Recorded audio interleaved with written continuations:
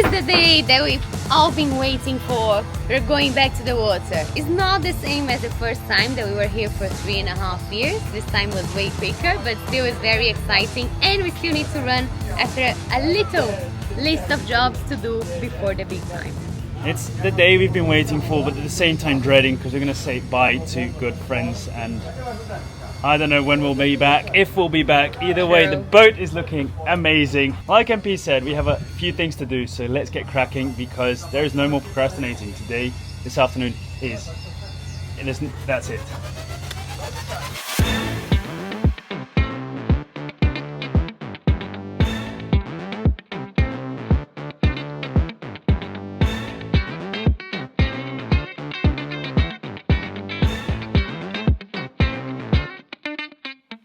This is the last time we are leaving the shipyard. We said it before, but we ended up being quite close when there was a slot available.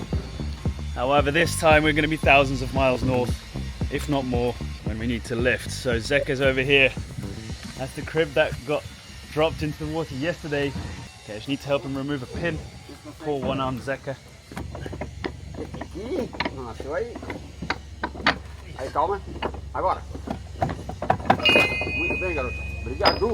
So yeah, we'll spend maybe a day or two, hopefully not too long in the water, just finishing up some things on the deck and stuff, and then we're off. But it's going to be sad because these guys have been nothing but nice to us.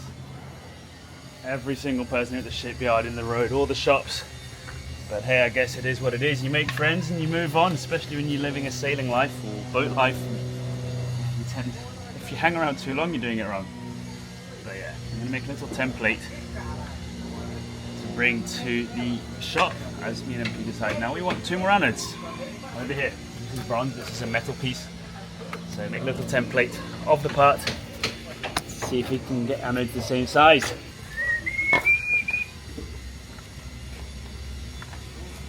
And one more thing over here, where is it?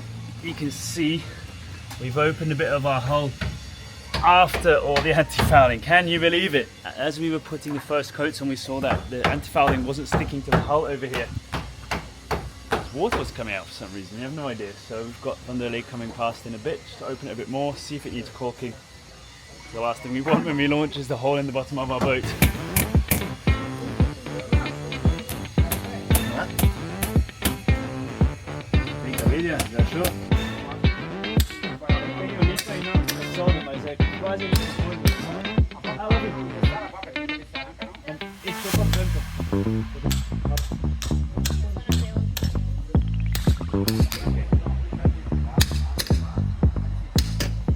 This has been caulked already. I guess it's just a tiny spot I missed on my initial inspection, but this caulking compound cured very quickly. We'll be able to paint anti-bronze and anti-fouling over it. Ready for launching.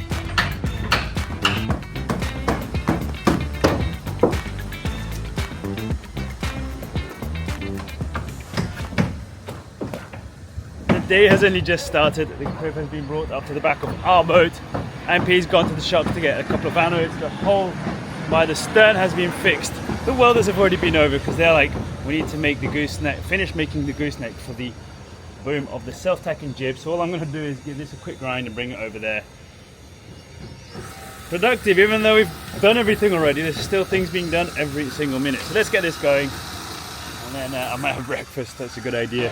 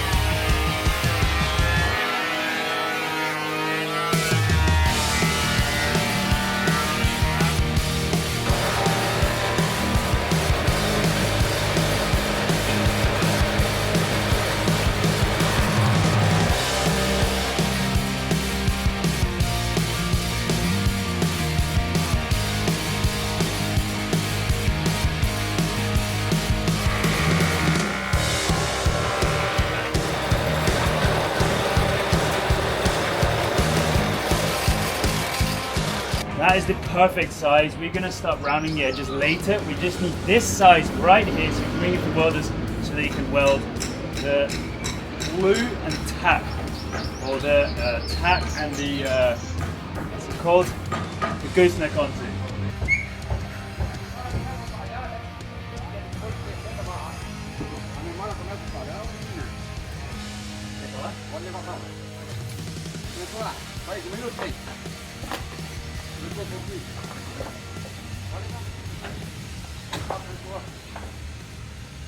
As you can see, Yabá cannot go yet because that crib is on the way, so that's what Zach and Nico are working on now, to move it to the side.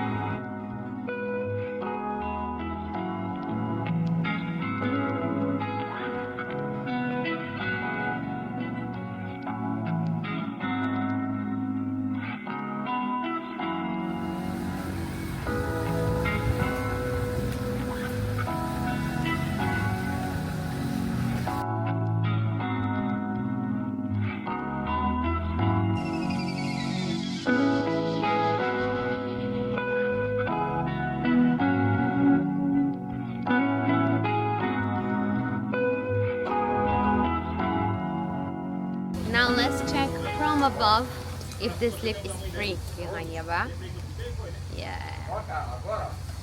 Yeah, guys, we're good to go. Now we just need to wait for the tide. It's gonna be at 4:30, something like that, so we still have a couple of hours to work on the last things on our list. And one thing that I'm not sure I mentioned here is that because of the tide here at the shipyard, we can only lift or go back to the water in specific moons. So if you miss it, we have to wait another 2 weeks and then 2 weeks. So we could lift the boat and stay here 2 weeks or 4 weeks or 6 weeks. You cannot stay anything in between because there's not enough tide. When you go to the water, the boat doesn't float and stays on the crib. So we were very scared that the boat behind us wouldn't be able to finish on time and we're gonna have to wait here another 2 weeks. Of course, the longer we stay, we'll be working more because the list of things to do is never ending, so it would be productive, but it's not something that we want now because we really want to go back to the water. It's not good for the hull to stay dry for this long, and we have a very daring goal this year to go all the way up the Brazilian coast, but we don't want to be skipping too much all the cool places. So we have, I don't know, 6 months to make it all the way to the end of Brazil, and we think it's quite tight for all the things that we want to see along the way. So I'm very happy that it worked out with this moon.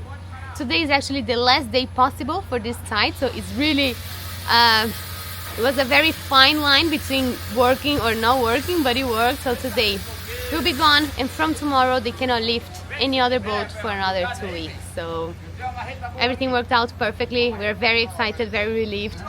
I'm a bit nervous because it's splash day, of course, but it's gonna be okay.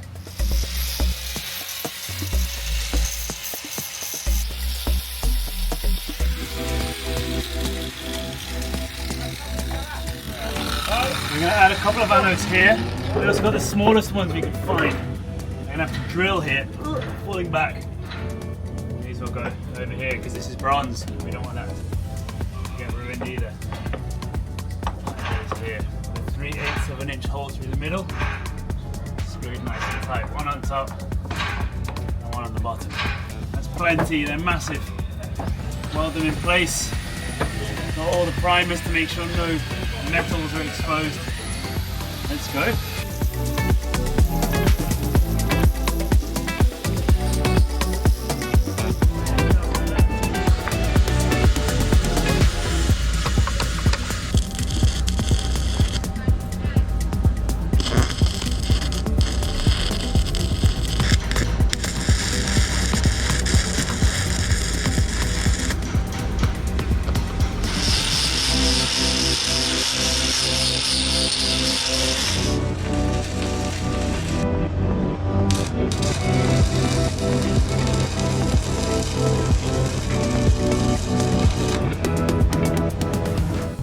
these are on both sides. I'm painting the terminals, whatever you want to call them, with epoxy primer because that's bare metal. I'm still going to get a couple over here that's going to be drilled after lunch.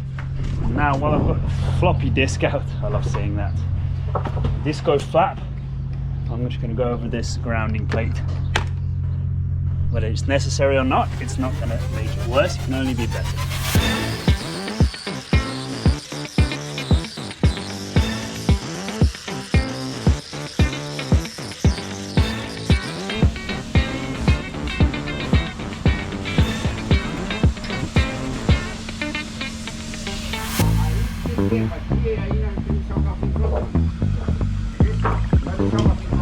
Casa aqui na minha casa.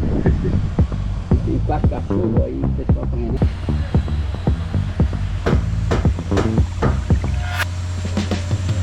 Okay, 10, 9, 8, 7, 6, 5, 4, 3, 2, 1.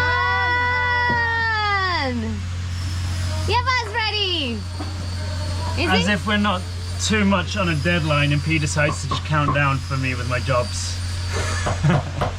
Bringing Yabá back to life was a very daring dream, and it could have been impossible if we didn't have people who believed in us. But we did have a lot of people who believed in us and supported this project and supported our dream, and today we get to live the life we always wanted thanks to these people. So of course, the thing that I'm most excited about is to write those names on the keel again, because you guys are the column of our project. This wouldn't have been possible without you. We say thank you a lot, but I still feel that it's not enough. So thank you, thank you, thank you to each one of you. You guys really are our heroes, and it really touches my heart to be able to write each single one of these names on our keel, so you guys get to sail with Yabá wherever we go. I would love to write each name of the 100,000 subscribers we have, because you guys know that you made a difference too, but this space is saved for our patrons. Sorry, but they are VIP. I'm gonna start from the very beginning. The first 2 people who believed in us, not only by becoming our first patrons, but also by pushing us to create the channel that made the whole thing possible. Roberta and Duca, I don't know if I said this enough to you. If I didn't, here I go again. Thank you for pushing us that day to create our YouTube channel, to share our story. You guys know more than anyone that I was a bit scared of taking this step, but thanks to your support, we did it. We posted our first video, you guys pushed us to your audience, and here we are with a boat. Thank you for convincing us to put our faces on YouTube, and thank you for being a huge part of this dream.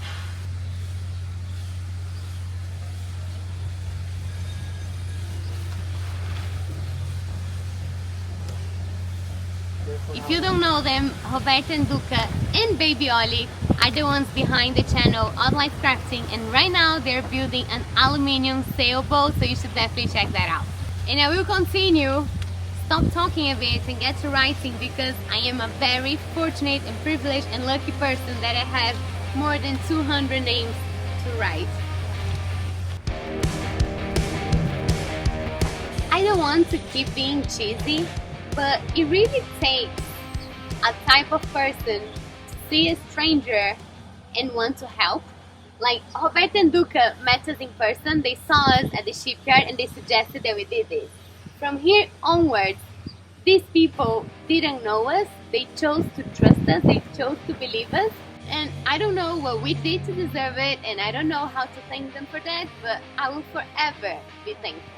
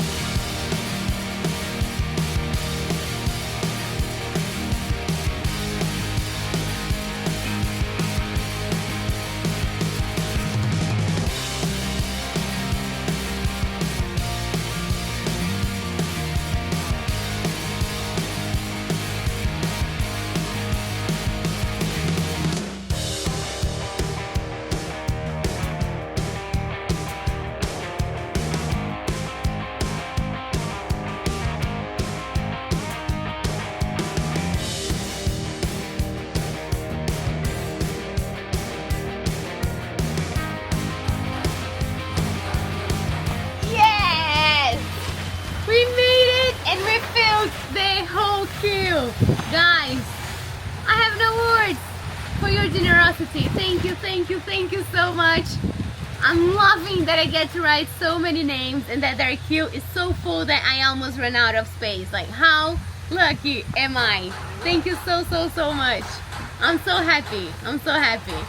I was really upset when we lifted the boat that we had to wash those names off. So this is a new tradition. Every time we lift, we're gonna write these names down. You guys deserve it, and it really makes us so happy. It is so cool to have all of you coming with us on this trip. Just like last time, every time we go diving, every time we clean the hull, we just look at it and it makes us feel very, very grateful. So let's see how far we can bring you guys this time.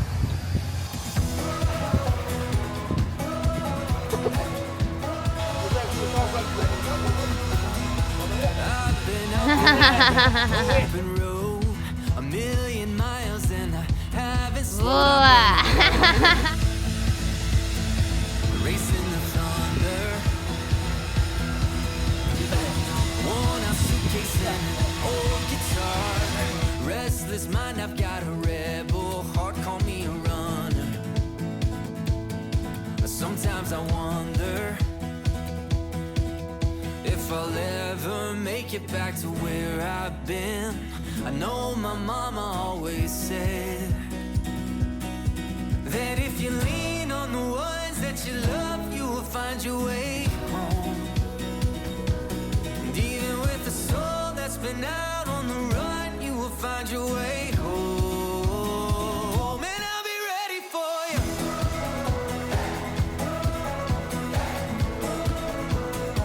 And I'll be ready for you.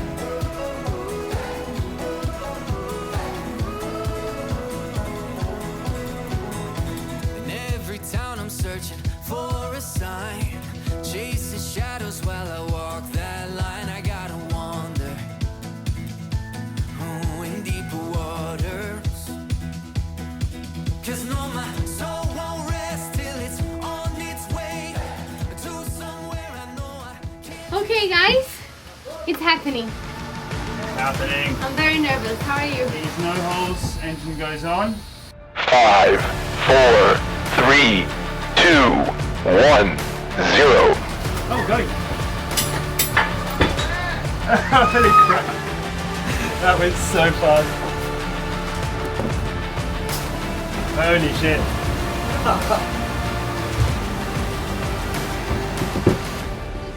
Yeah, it was filming. That went so fast.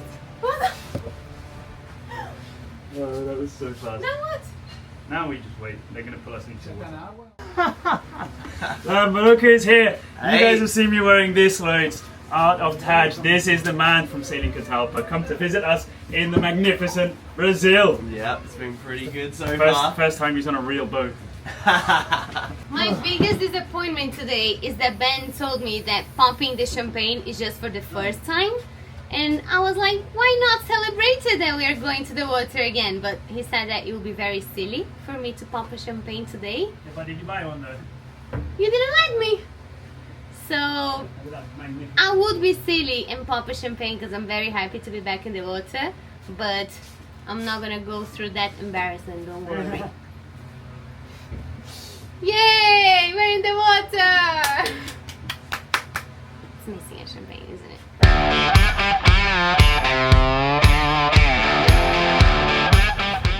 The bridge is dry so far? We were very prepared, but it went too fast. It's important. We were very, very prepared. What did you think of it? Haven't seen a wolf like this? Have you been on one? Me? I actually wasn't expecting it at all. You were still working I was just downstairs. working downstairs, and then all of a sudden the whole boat starts going down. It was so quick. So now they're connecting the crib to a pulley that's out there. We saw them swimming in the water this morning to tie the pulley, and then slowly we're going to be pulled backwards, turn on the engine, see that there are no leaks, and then we'll dock up to the same boats we were last time, because the boat that's in our spot now is going to be lifted tomorrow. Okay. So we'll swap tomorrow.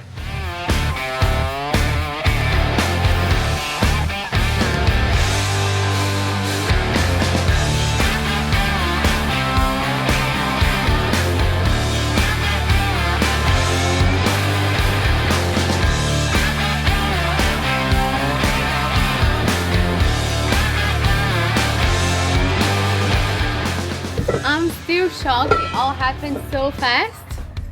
But did I have time to be happy about it, or just I'm super shocked? happy, but we just need to make sure we have the engine on at the right time, make sure we don't get blown into the tugboats like last time. Let's see if this works. You check if water comes out.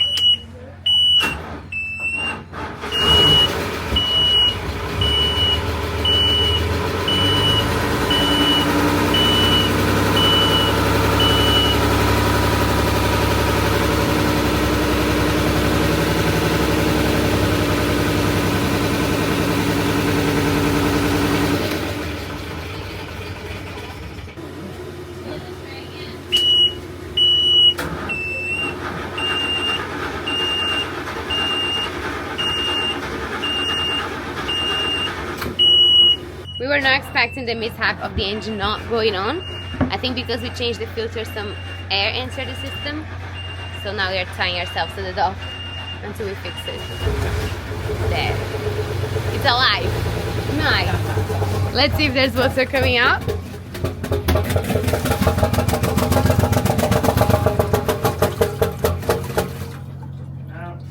It lost power again. The engine's starting and then it's failing on us. We think it's because we changed all the diesel filters, everything. There might be air in the system, but we're just taking a while to like make sure it works. But we're in a safe place, tied up against the shipyard next to us, and the crib is already being lifted back up to the top. It's looking super empty right now, but tomorrow the next boat's going to be lifted. We tested it for like 5 seconds because it cannot cool without water. It was just to see if the battery was fine, if it would go on. So 5 seconds off, and like, okay, we're good. But then when it stayed longer, but then when it stayed, what's up? But then when it stayed on longer, it died. This is really taking us aback because we always relied on our engine. It never didn't work until now. Neutral? No.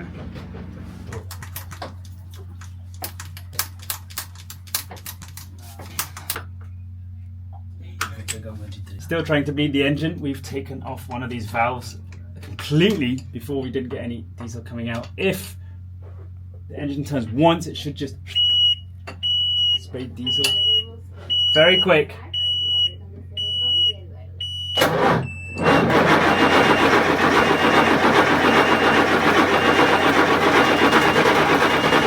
What we think we might need is a tiny aluminium O-ring washer over here. We think the air coming into these filters is coming in through the nut on top. The reason we think the problem is coming here is that while Ben was pumping diesel, I put my ear right here on this screw and I could hear a little squeak of air, and that washer broke. So tomorrow, when the shops are open again, we're gonna go get those washers and hopefully all our problems will be solved. Everyone was getting ready to leave and I said, hang on, now it's going to work. And I just turned the engine on, it's working. We are revving a little bit. I think that when we put it into neutral, it's just going to die again because we know there's air coming in. Whether it always did or if it just started, we don't know. Maybe we always had air coming in. Either way, it's on. I'm just going to let it run a bit. You hear it? It's losing power. It's not perfect, but Okay. let's leave it. Should I go get a champagne or not yet? Now we can go get the champagne. I take that back. We're in neutral and it sounds, she's purring. What? Oh, we've got blowers now. That sucked all the air out of the engine room. Yeah. Gosh. Okay, it's a win. Well, I don't think we're going to move from this spot now. Everyone's kind of done. Successfully I think splashed. we should check. See?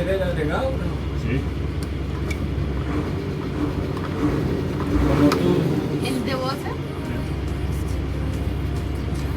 Okay, can we say that we had a successful splash? What time is it? Like 4 in the morning? No, 7 p.m. and we splashed at 5. No, 4. 2 hours of engine work. And all it took was to give up and say, now it's going to work. And it's magical. Okay, nice. And just like that, Yabá is back where she belongs. After months of planning, repairs, upgrades, setbacks, and long days in the shipyard, everything led to this moment. Seeing her floating again feels incredibly rewarding, and we're happy to say that after all, everything went smoothly. While the Shipyard chapter is coming to an end, we're not quite ready to leave just yet. There are still a few jobs we'd like to tackle while we have easy access to tools, materials, and the amazing people who've helped us along the way. So don't forget to subscribe and stay up to date, because the next chapter of Yabá's journey is just beginning. And before long, we'll finally be heading north to explore thousands of miles of the Brazilian coast. Thank you so much for being part of this journey, and we'll see you in the next episode.